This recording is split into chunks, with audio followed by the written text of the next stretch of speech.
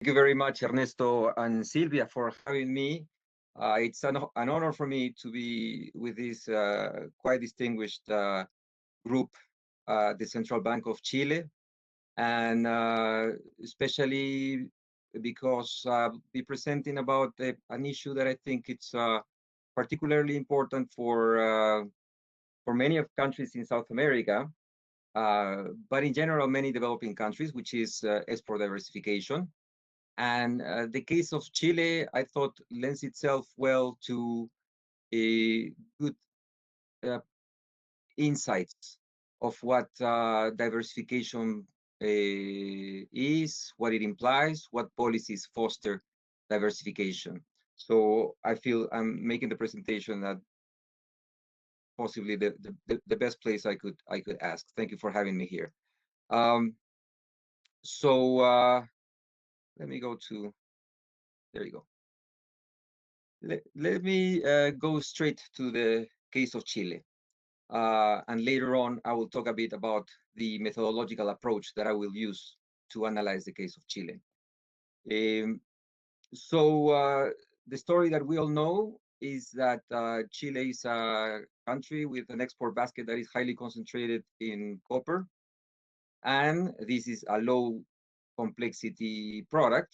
Therefore, the export basket of Chile is of low complexity. So if we compare, for instance, a concentration index between Chile and comparator regions, the comparator regions that I have chosen are the Andean countries, AND, Southern Cone countries, which are Argentina, Paraguay, Uruguay, and Brazil, Central American countries, East Asia emerging market countries, and Eastern Europe. So if we make a comparison of their concentration index, Chile is like with other countries of Latin America, of South America, highly concentrated. It has an export basket that is highly concentrated.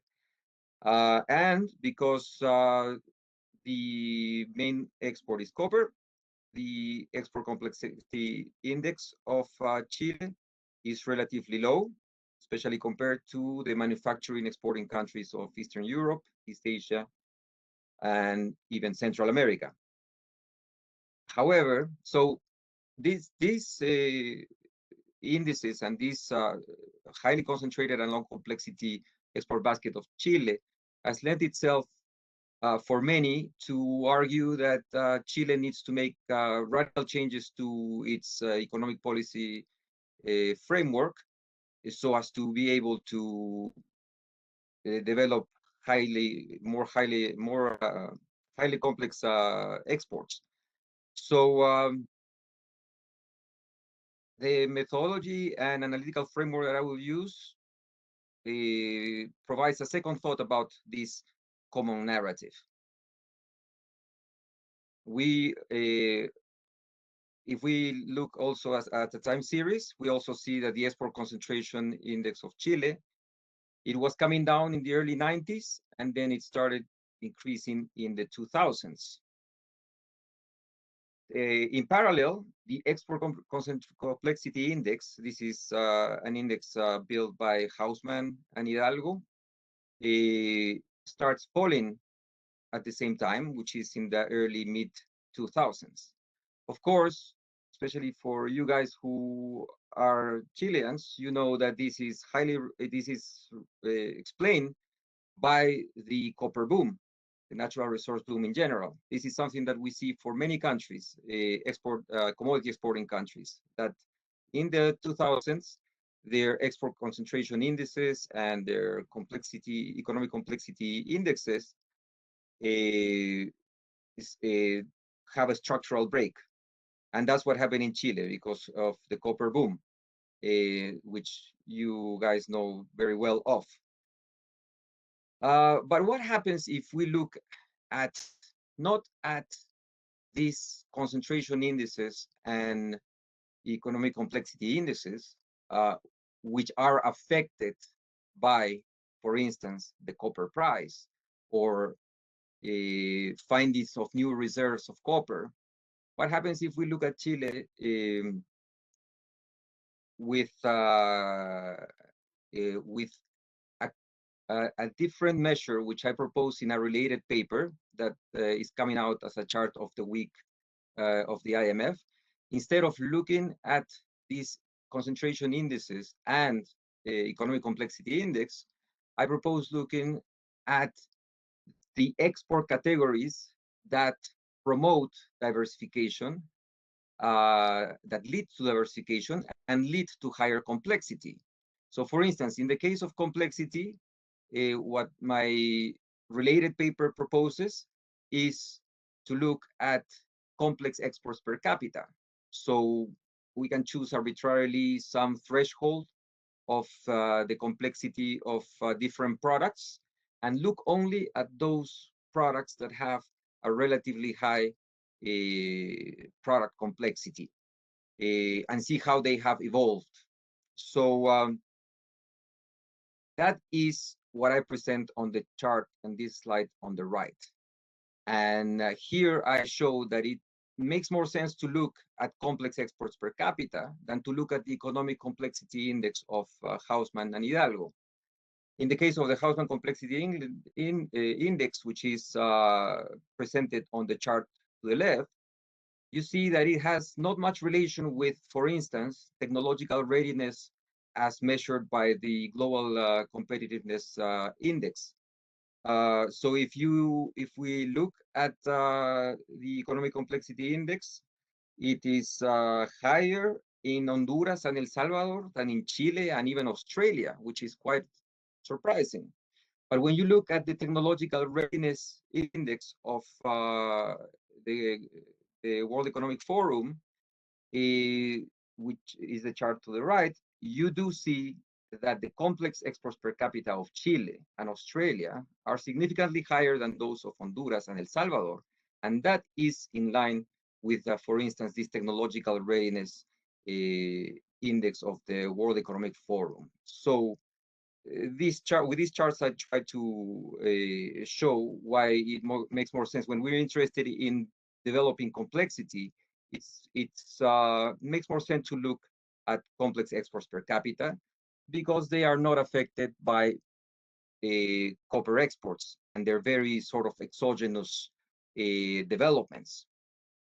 Now, if we look at the complex exports per capita, the evolution of the complex exports per capita in Chile, and in the chart to the left, we look at NHM, which is non-hydrocarbon mineral exports per capita, which in Chile is basically whatever is not copper, we see a different story. We see, instead of what we saw with the concentration index and the economic complexity index, we see that these exports per capita that lead to diversification, the more non-copper exports that you develop, the more you diversify the export basket of Chile, and also the complex exports per capita, they have been very much evolving in line with productivity growth in Chile. We all have a sense that Chile's productivity growth has been relatively high for some decades already.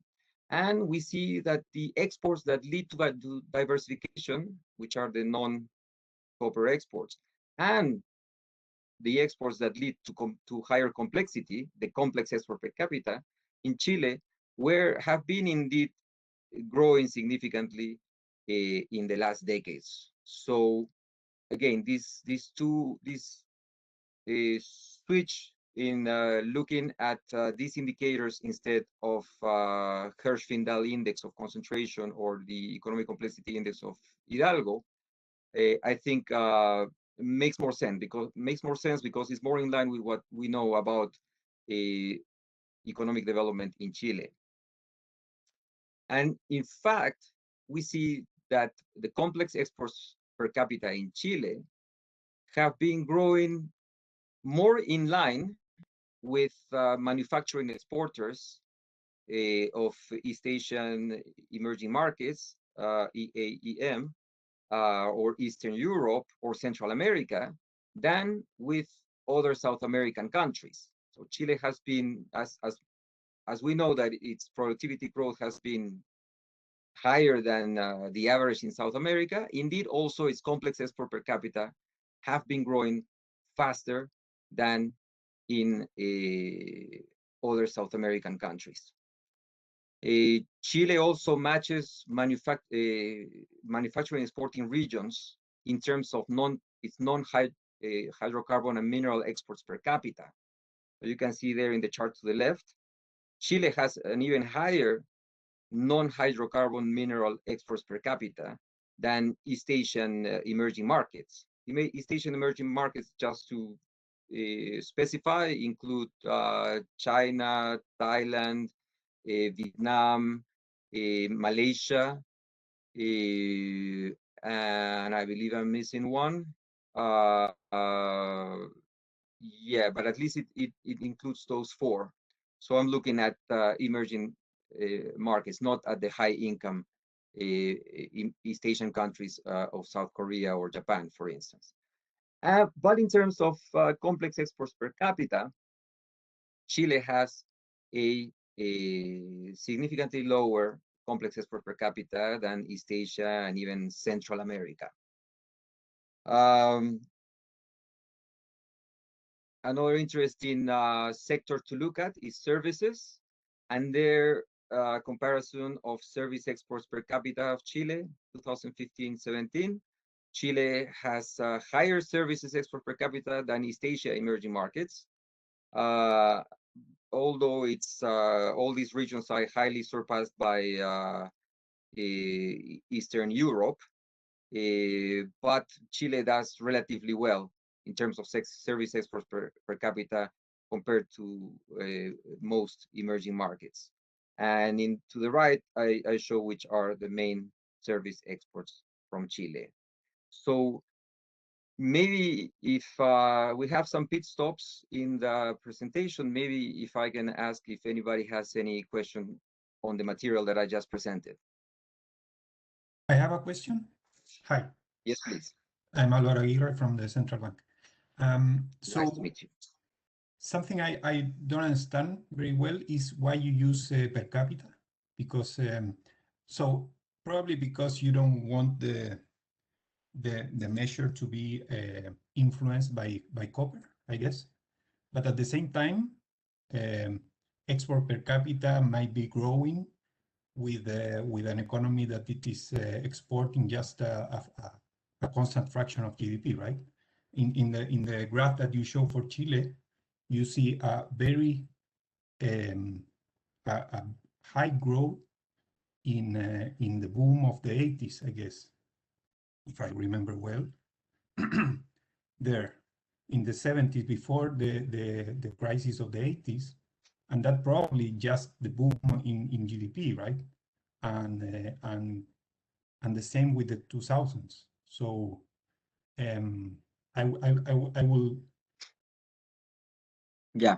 In my opinion, I guess these exports will be there, and they will use a fraction of production. The point is how much they grow relative to other sectors, right? Correct. Thank you very much for your question, Alvaro.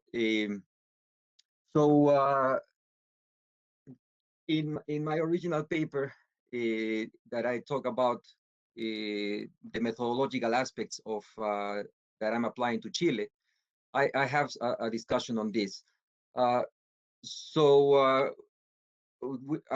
By using per capita exports, I'm trying to find a target variable that depends more on policies than on exogenous developments, right? So in the case of Chile, what policies have under control is the non-copper production, right? Copper is relatively exogenous. You have natural resource abundance, and then the prices move as they are moving now because of demand mainly, also sometimes also supply, but largely exogenous. So I think one extreme of which is the problem with these indices is to say Chile is not doing well because it has become highly concentrated in copper, and that being because copper prices increase. I mean, you're not going to change a policy framework because an exogenous factor occurred. So the idea was to look into just the exports that lead to more complexity or more diversification. Why I didn't use GDP as the denominator is because GDP is highly affected by copper, and even non-copper GDP is highly affected by copper. So again, we would have that same problem.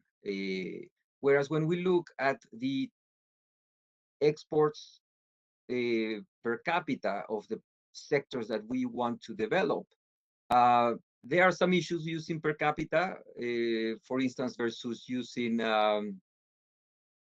labor, the labor force. But overall, it allows you to isolate what the development of the specific sector is. So indeed, when you have very low production of complex exports, though, then you're going to have very high growth rates from a very low base. So you're going to see, especially in the past when Chile didn't have much complex exports, per capita, you're going to see some fluctuations that may be random due to some other factors. So you have to keep in mind that. But I do think that overall, and I don't know what you guys think, that we are indeed targeting with these exports per capita a variable that is more linked to policies than what those other indices are.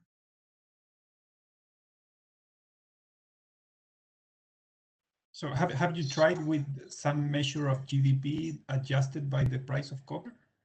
Like a trend measure or something is maybe yeah, not difficult to get, right? That could be. I didn't, to be honest, I didn't find much the need, and also because the source paper of this was for all countries in the world.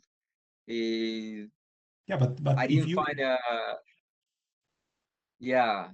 I even discussed this with Nicolás Espatafora, who has done a lot of work on diversification. We agreed on per capita as an imperfect best option for the particular paper. But the caveats that you mentioned, I think, are good to keep in mind.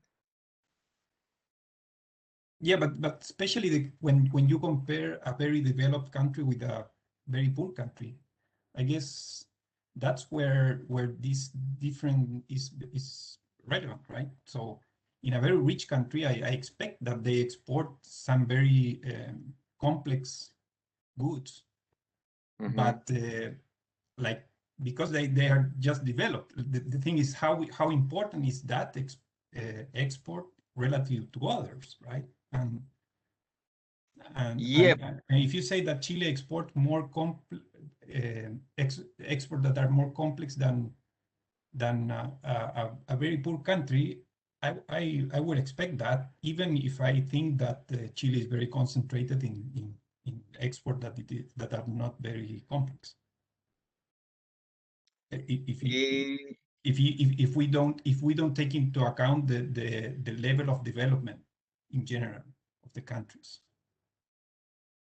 yes, you would expect that you know you would acknowledge that when you develop, you have more complex exports, and therefore Chile has been developing and has higher complex exports, and therefore that is a good policy framework for Chile. But I mean, many in the literature question that, and even you have in international organizations comparisons among countries that compare the economic complexity index and come up with conclusions like Chile is less complex than El Salvador. And the complexity index of Hausman and Hidalgo is supposed to be a reflection of the production capabilities of an economy. And what I think it is hard to think that Chile has a productive capability weaker than El Salvador, with all respect to El Salvador, but the economic complexity index for Chile is lower than El Salvador just because Chile again has copper, which is totally exogenous. Therefore, if we, like is my objective, we want to link policies to complexity, policies to manufacturing exports, or the exports that we think allow you to diversify, it doesn't make sense to have those indices that are polluted by copper.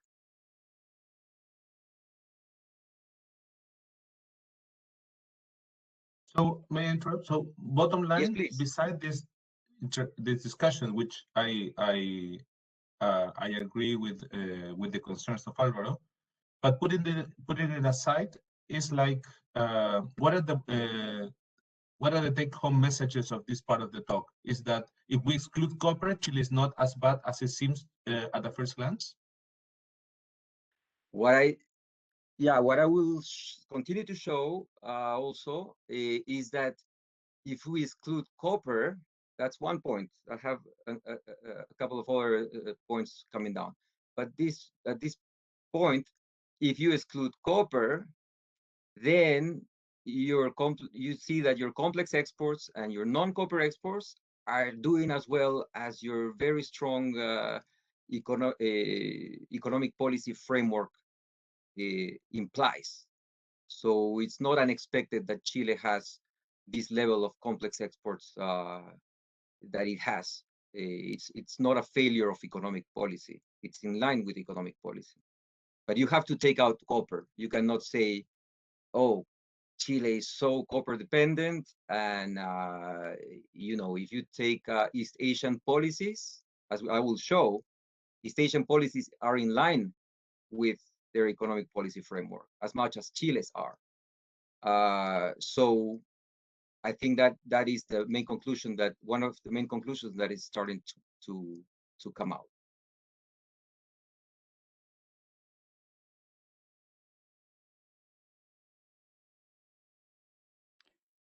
Should I proceed? Gonzalo? Andres. Gonzalo? Yes, hi, Gonzalo. Andres Fernandez here. Thank you so much for coming. Thank you. You seem to imply at some point in this beginning of your talk that this is somehow related to productivity, right? Broadly, yes, without an analytical proof, yeah. Okay, but are you going to elaborate on that further down the road, or is this the only part where productivity is going to come up?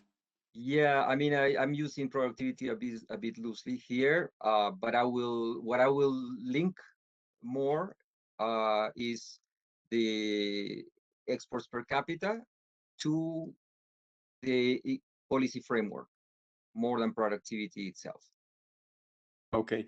No, I'm raising this issue with the following topic in mind. We recently completed an analysis of productivity in Chile for the past 2 decades. If you look at microdata, but more than 3 or 4 decades if we use other sources, more macro sources. And essentially, what we conclude, and you can see it in the report, in the last monetary policy report, that productivity has exhibited a downward trend for the past at least 3 decades. And if you look at the microdata, which confirms this, it has essentially stagnated in the last decade, productivity. TFP. Well, that's really interesting, and that is a finding that I think most people in international organizations would be very surprised. So I'll definitely look into it and modify my presentation accordingly. But it's quite surprising, as you can imagine, to all of us who would think of economic growth in Chile.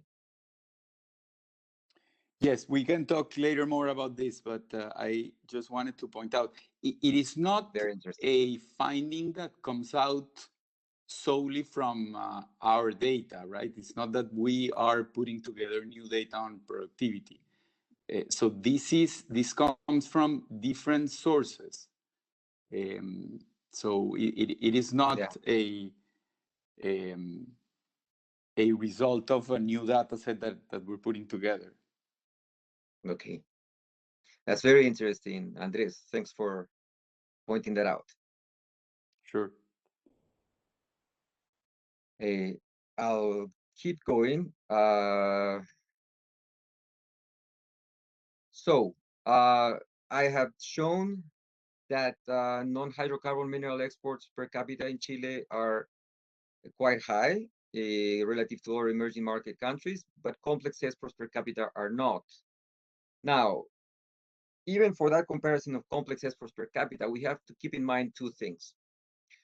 There are two issues that may explain why Chile has a lower complex export per capita, say, than East Asian markets. One of them is that this measure of per capita exports is not perfect. It's still affected by the production of natural hydrocarbon or mineral. For instance, in the case of Chile, the production of copper, although it's not labor intensive, it does demand some labor directly and indirectly, and that leaves less labor force available to non-copper sectors. So that, of course, is going to make a country with high hydrocarbon or mineral resources, it will tend to have lower non-hydrocarbon mineral exports per capita than other countries that do not have as much abundance. So Central America doesn't have much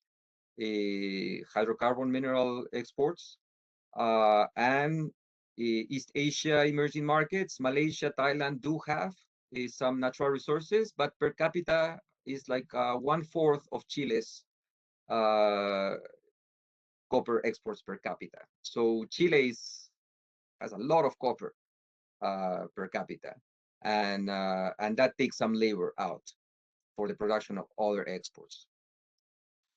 And then there is another issue that is interesting when we make this comparison.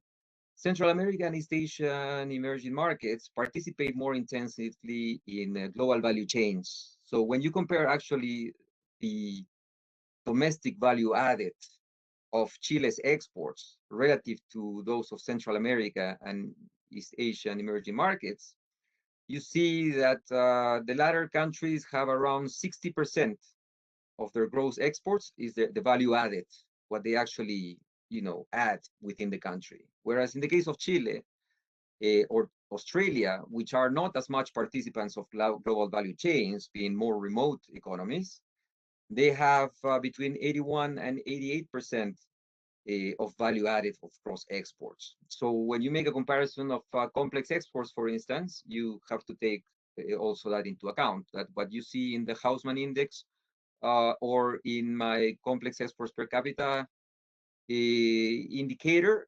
you're using, both of them use gross exports, but the value added of exports in Chile is actually higher. So those caveats when we make comparisons on any kind of exports, non-hydrocarbon mineral exports. So one point then is Chile has a lot of copper.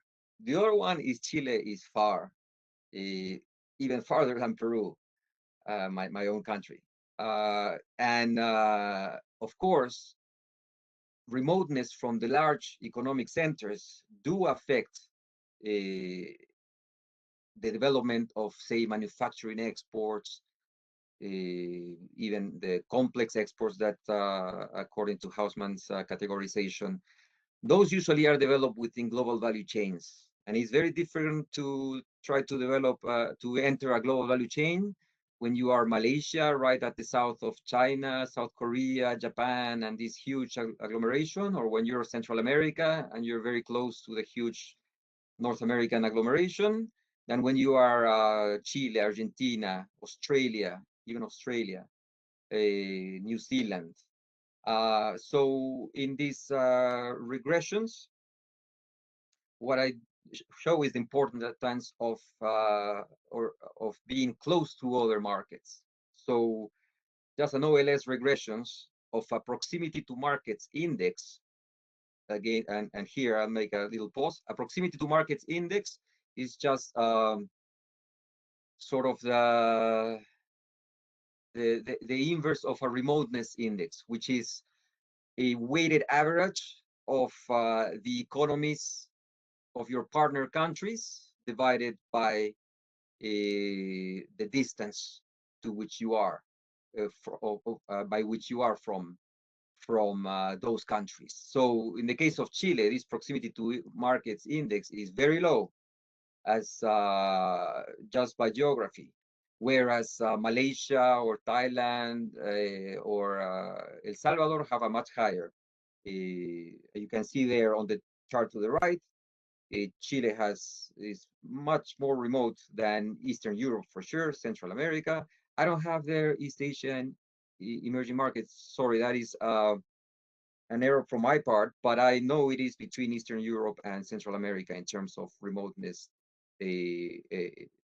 proximity to other markets. So, and we see in this regression on the table to the left that proximity to markets affects significantly your per capita non-hydrocarbon mineral exports, your per capita complex exports, even your per capita service exports, although in all regressions that I make with services, distance matters less, as we can all imagine a priori.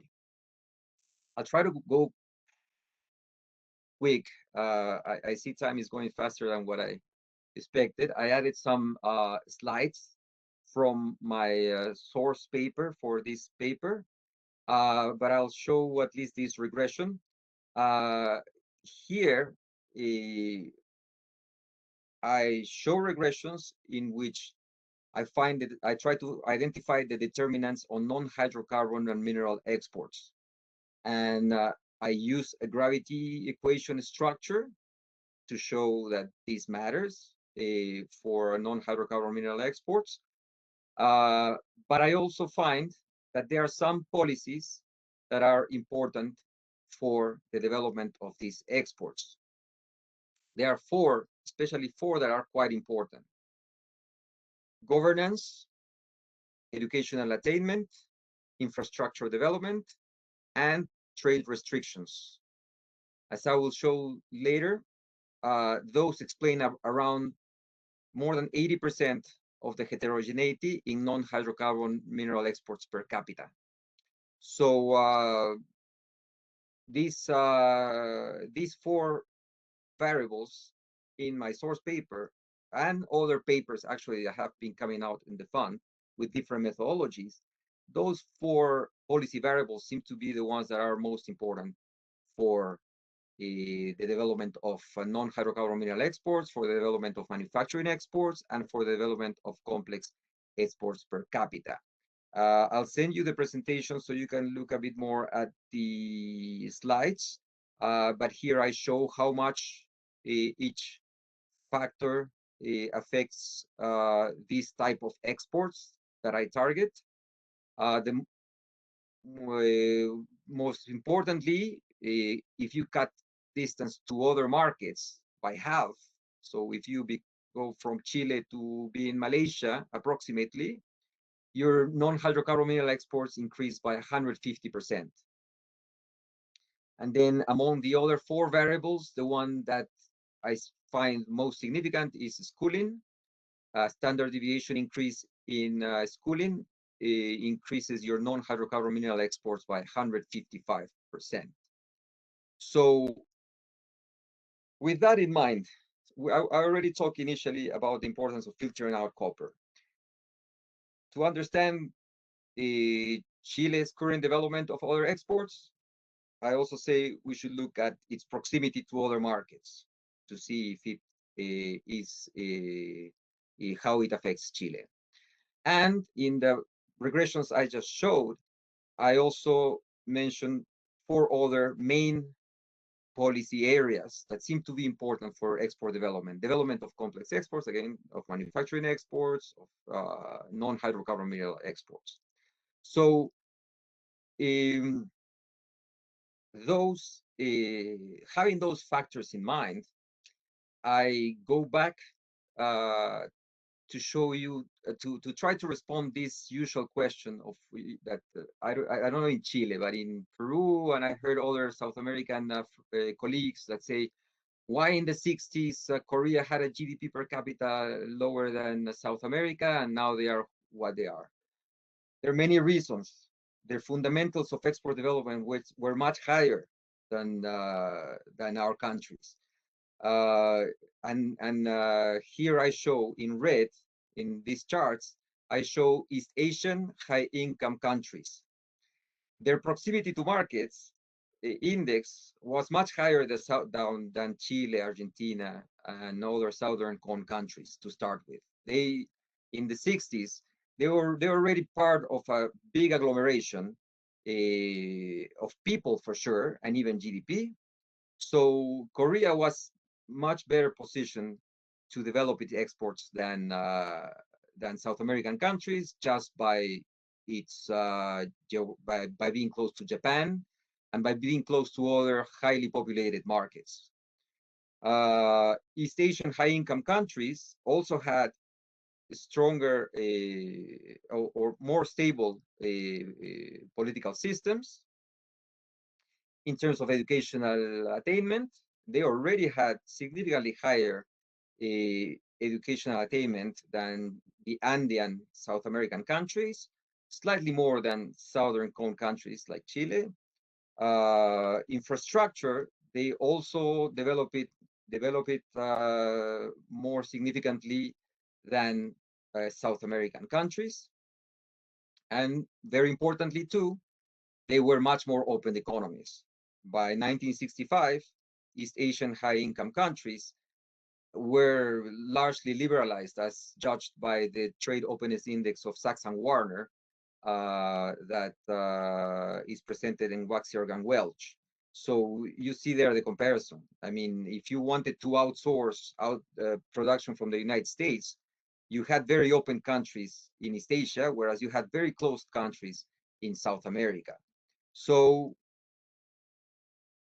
these charts, what I hope they show is that, you know, there's a story about fundamentals, about why Chile and other South American countries probably didn't develop as much as East Asian high-income countries, and it's based on fundamentals. Industrial policies is a different story, but the fundamentals were quite superior in East Asian countries to start with, especially its proximity to markets. Let me skip these slides, which I'll share with you. And then so after explaining what seem to be the variables that affect export development, the exports that we think are important for the complexity and for diversification, and then looking at how that may explain why East Asia developed those exports more than our South American countries, I look at I try to explain what Chile's current level of complexity is based on fundamentals. So this chart, I think, very clearly shows how Chile is performing relatively well in terms of production of complex exports. So on the x-axis, you see what the level of complex exports per capita would be predicted only by distance to other markets. So in the left, you see some countries that are very far from other markets, like New Zealand, Australia, Chile, Brazil, Argentina, that are expected to produce in logarithmic terms less than 4 of these complex exports per capita.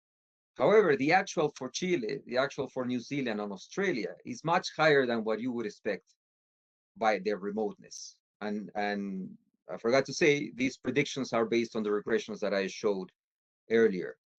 So Chile's complexity is way above what would be predicted by distance to other economies. And this chart suggests that this is a result of this relatively strong policy fundamentals of Chile. So in the x-axis, you see the complex exports per capita again in logarithm terms, this time as predicted by distance, but also by these four main policy areas that I mentioned: educational attainment, governance, openness, and infrastructure development. And there you see that taking into account all these factors, you do predict well where Chile's complex exports per capita are currently.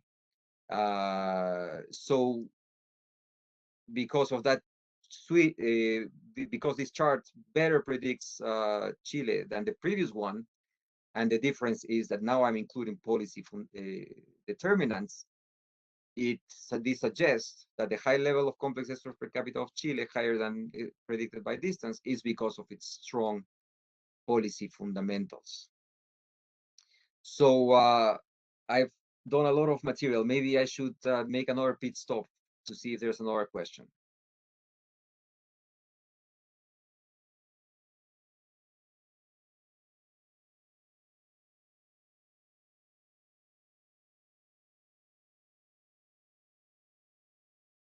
Gonzalo, just a short question. Do you have these correlations and changes, not only in levels? I mean, in levels, you would be worried that there are a lot of, a lot of correlations you could show that are maybe not related with causation, but if you do these correlations and changes, maybe that would be a bit more convincing that there's something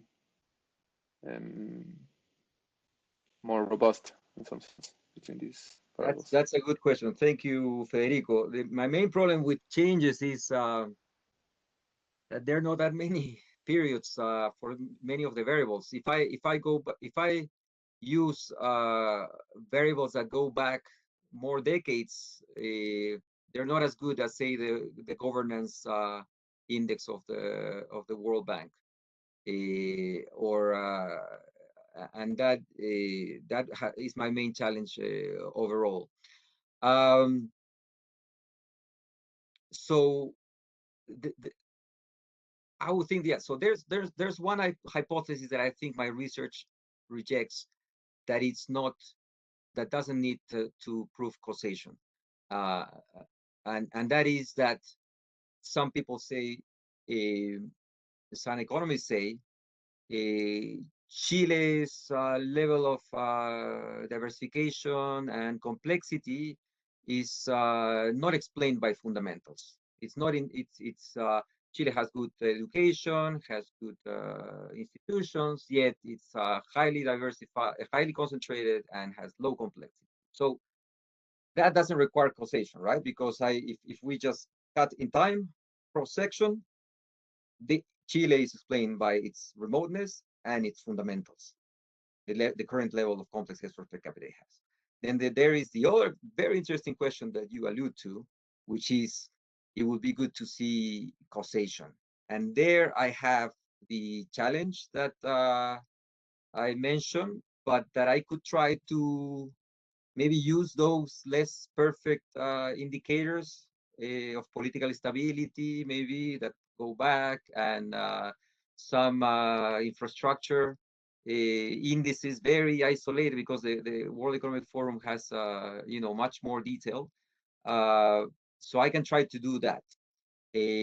What I did so far in this presentation is kind of address that question by looking at why East Asia was superior even before its development of exports. So it is not that East Asia developed its education and institutions and its openness as it grew, in which you would think there is some causation, or it developed its economic agglomeration after they already had grown a lot. since the 60s, they were superior in proximity, in openness, and in education, and then in infrastructure. So, but I take your point that for this analysis of Chile, if I should add some analysis of causation, which again would be for the second hypothesis, which leads to what? But I do think with what I'm showing in this chart and the previous one is that the cross-section hypothesis of Chile's complexity and concentration cannot be explained by its fundamentals. I show that it doesn't seem to be correct. So I reject that null.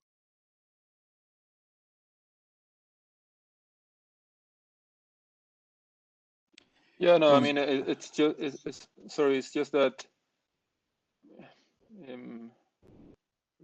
saying it cannot be explained by something in the cross-section and levels, it's sort of, you know, there are a lot of confounding factors, right? So the question is, how can you falsify the theory in some sense, or your framework? Under what circumstances you wouldn't get this, and sort of how can you validate this somehow? Because I could show you another graph with another correlation with another variable, and maybe it would be correlated, but that doesn't mean that's going to be the correct story. Yes. So I'm a bit worried. I mean, there are several claims on that seem to talk about causation based on cross-section and levels, right? And there are a lot of concerns about differences between countries that are not captured by the variables that you're measuring that could be driving what you want to understand.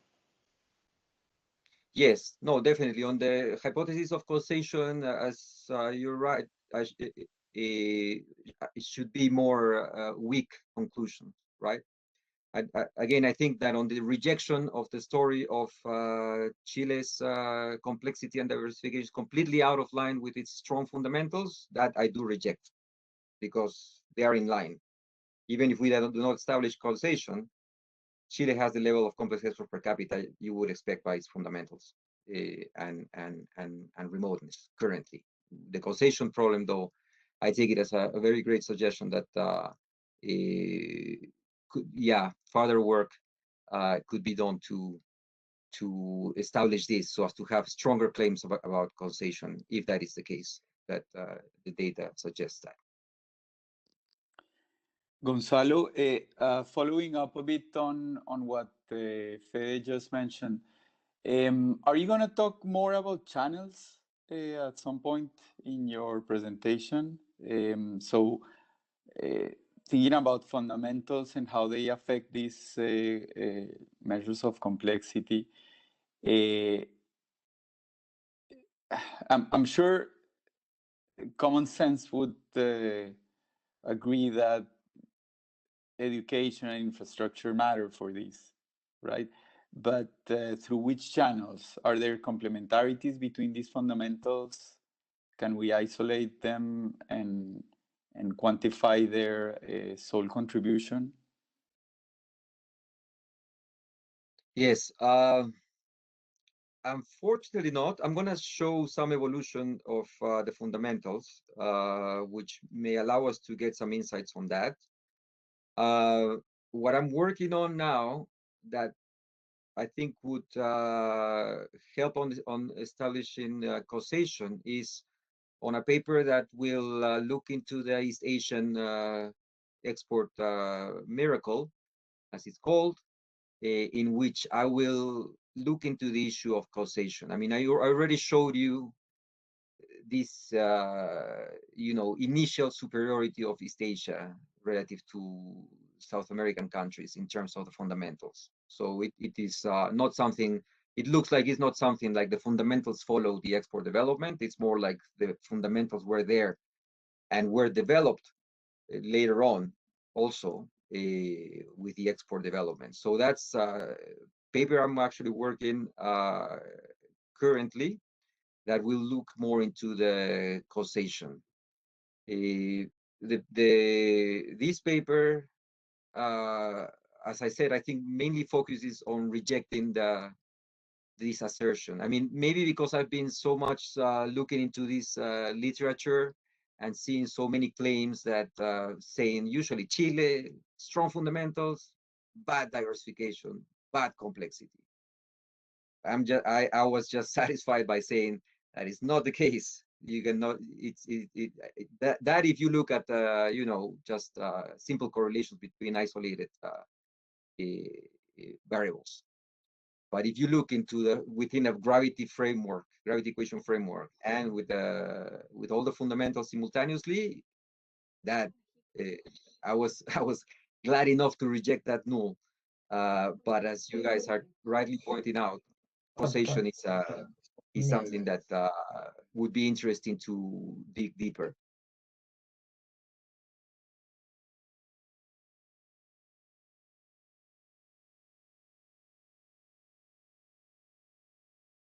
So a few slides ahead, so I'll just go ahead and wrap up.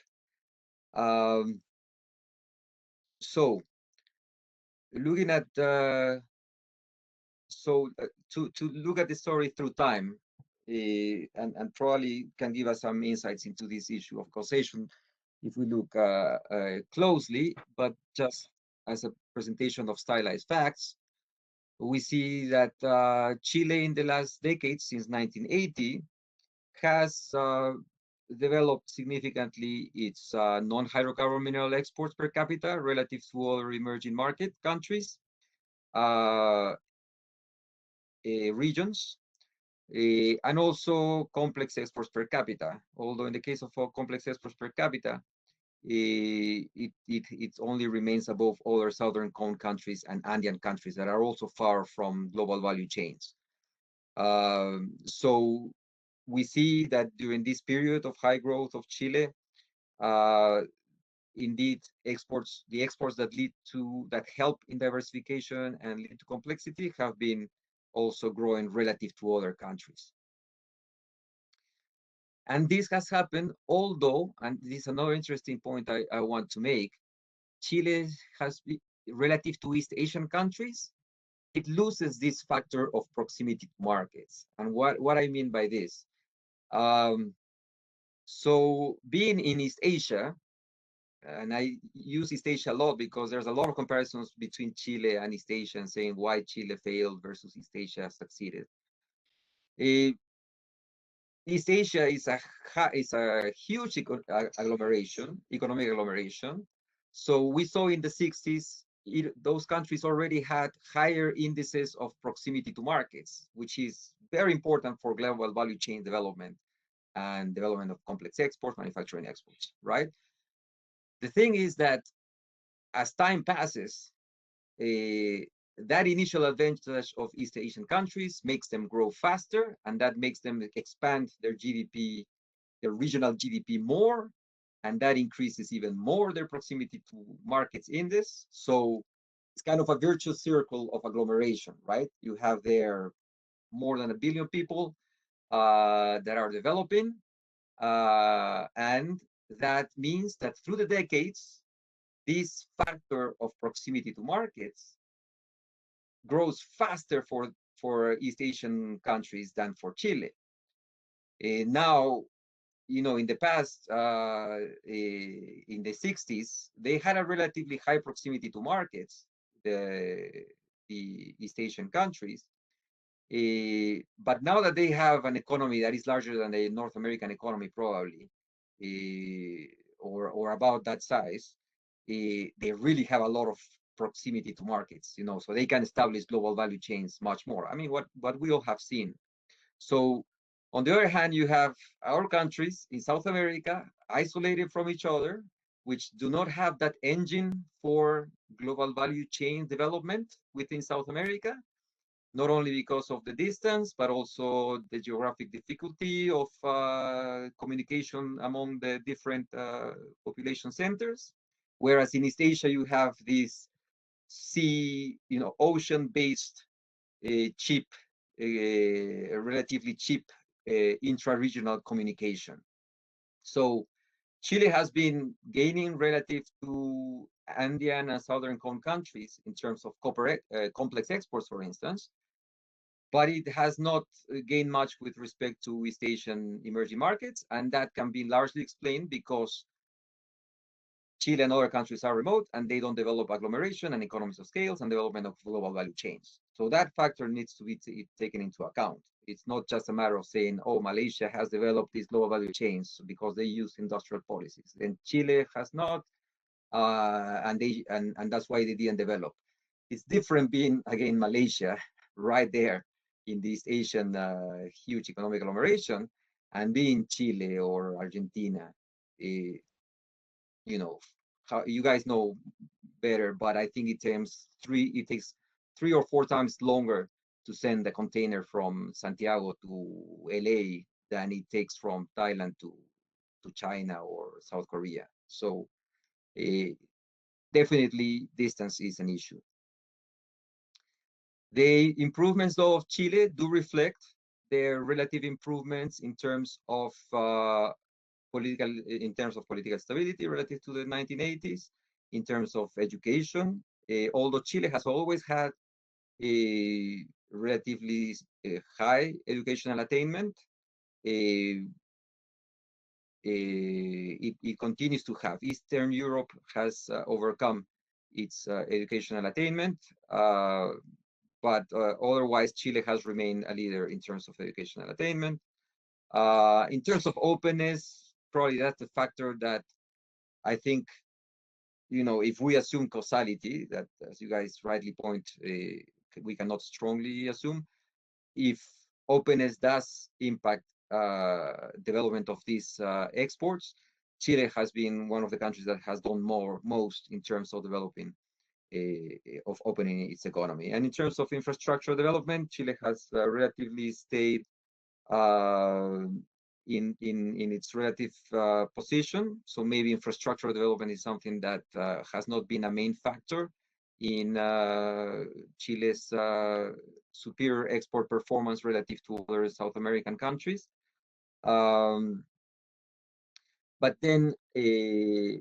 I think overall openness and has been probably one of the factors that has helped most develop Chile's exports, especially relative to other South American countries that remain more closed. Here, what I present in this chart, again, assuming causality though, is I suggest what would happen if Chile develops these 4 policy fundamentals: governance, education, openness, and infrastructure, as much as New Zealand or Australia, which I think, because they're also remote countries, can be thought of as more appropriate role models for Chile than, say, Thailand or Malaysia, which are not remote countries. If Chile, this chart shows on the x-axis, again, what you would predict Chile would produce in terms of complex exports per capita. If Chile would be to strengthen its policy fundamentals as much as New Zealand, you would see an increase from a logarithm 6 in its complex exports per capita to a logarithm of almost 7, almost 7.5, which would bring Chile is complex exports per capita much closer to European and North American and East Asian high-income countries' complex exports per capita than it currently is. So, you know, if again, assuming causality, fundamentals, strengthening fundamentals as Chile has been doing these decades can move Chile significantly, increase the complexity of its exports significantly. So just some concluding remarks before taking any more questions. Main conclusion: Chile's development of non-mineral and complex exports is more successful than you could see in a diversification or complexity index.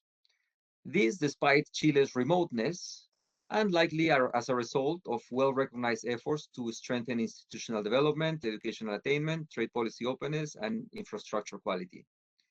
Going forward, Chile needs to preserve leadership in strengthening its economic fundamentals. Actually, in the charts, we saw that there are some aspects like even education or infrastructure in which Chile, it's not like it has improved much its relative standing. So those are two areas in which Chile could focus to develop further its export diversification and complexity. Another conclusion would be that the transport infrastructure is particularly important. The port quality, communication infrastructure, and that because, as we have seen, remoteness is a major hurdle to integration to global value chains and the development of complex exports.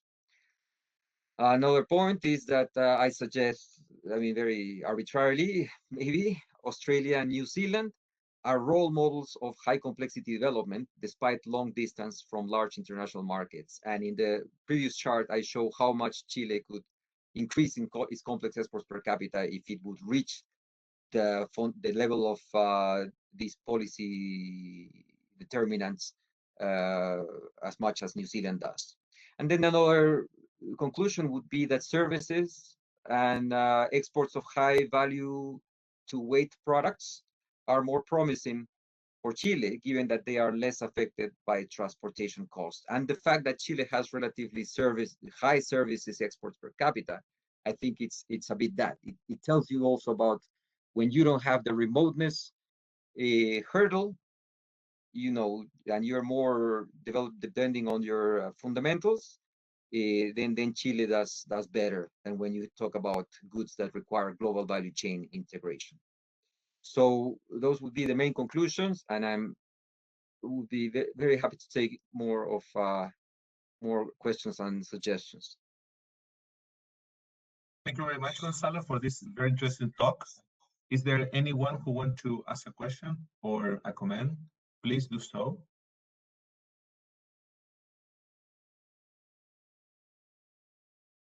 Hi, yes, Mario from the Central Bank too. I have a question regarding infrastructure, because you say that there has not been a very significant increase.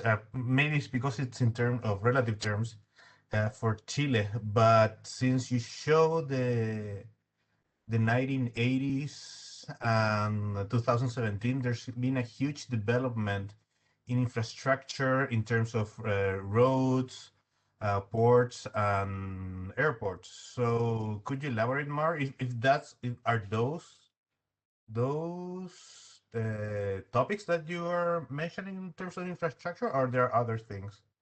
But it's very surprising for me that, especially if you compare it with the other countries of the Southern Cone. Could you elaborate more on that, please? No, yes, please. No, that's a great point, and I may ask you a question on this. The index, because of the lack of data for most sectoral infrastructure sectors, what I use is simply electricity and fixed phone line coverage. So I take your point that in the areas of ports and airports is where Chile has developed most. So this index would not reflect that. An alternative indicator is that by the World Economic Forum. It does show I'm sorry I don't have it in the presentation, but it does show that Chile has relatively good ports quality compared to this set of countries. I think in the paper I do have a comparison. So that's in line with what you are saying, that currently Chile has a relatively good quality in terms of ports and airports. In these charts, because I didn't have that indicator going back to the 80s, I didn't include that. So that's a great clarification, and I'll try to make that a clarification in the working paper too. So I have a quick question myself, a follow-up question. Yes, please. You stressed very strongly at the beginning of your talk about leaving out copper or minerals in general.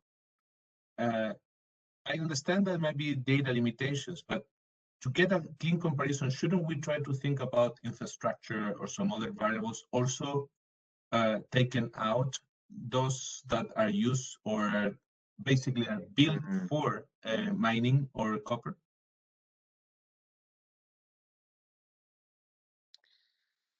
Yes, I mean, you can, that may go also to the issue of causality. You may have some ports, at least what happens in Peru, I don't know what's the story in Chile.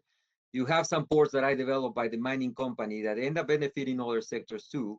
But if there wouldn't have been the copper to start with, then the port development wouldn't have been as good. So that your point on filtering out infrastructure that is used for copper is well taken. It's quite a challenge.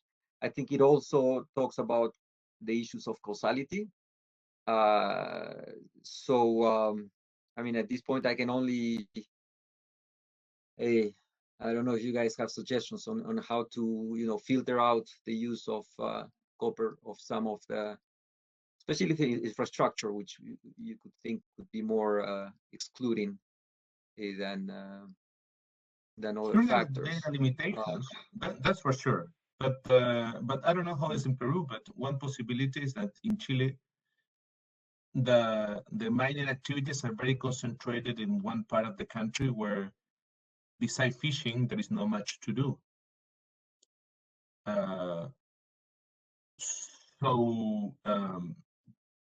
So some regional taking out probably some regions will do a lot of the job of taking out the effect of copper on the development of infrastructure.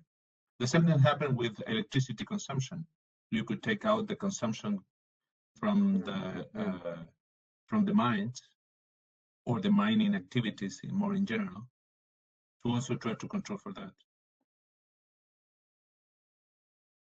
Again, those data are difficult to get, but we should be there somewhere. Yeah, definitely. I wouldn't use it in the more regional analysis that I'm making for small states and other countries, but maybe for Chile, I mean, I'm also doing this similar analysis for Peru. I think for these countries, it makes more sense to try to be as specific as possible. So yes, thank you very much for that suggestion, Ernesto. So this is the last opportunity. Is there any other question or comment Ernesto? from the audience? Yes, go ahead, please. Yes, it's Alejandro. I don't know if you can hear me. No, just a very specific question regarding the comparison between Chile and New Zealand and Australia. If you can be more specific about the type of fundamentals that you use to compare Chile with those countries, and I mean the type of fundamentals that Chile can improve to move closer to those countries. That's my question. Okay, I do have those comparisons, not in the presentation. So let me see if I can go out from the presentation, stop sharing the presentation, and then tell you a bit what where the relative standing in terms of fundamentals between Chile and these countries is. I don't know if you guys can still see my screen.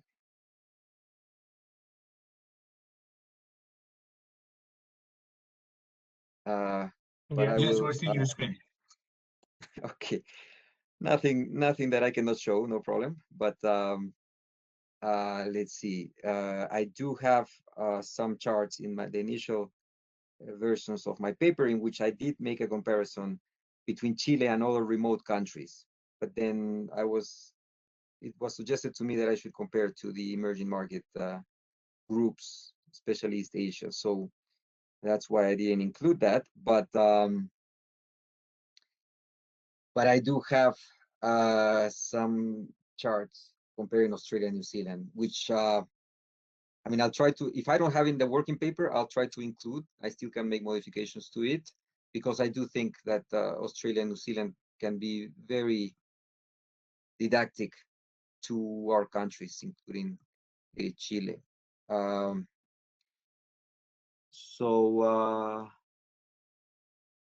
But I guess my question was motivated because if language and or the legal system, for example, explain much of the difference. Those are kind of fundamental that I mean cannot for sure, certainly change. For sure, Australia.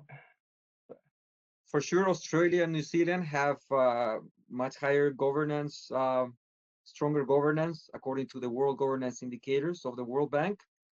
I don't know if the legal tradition affects that indicator.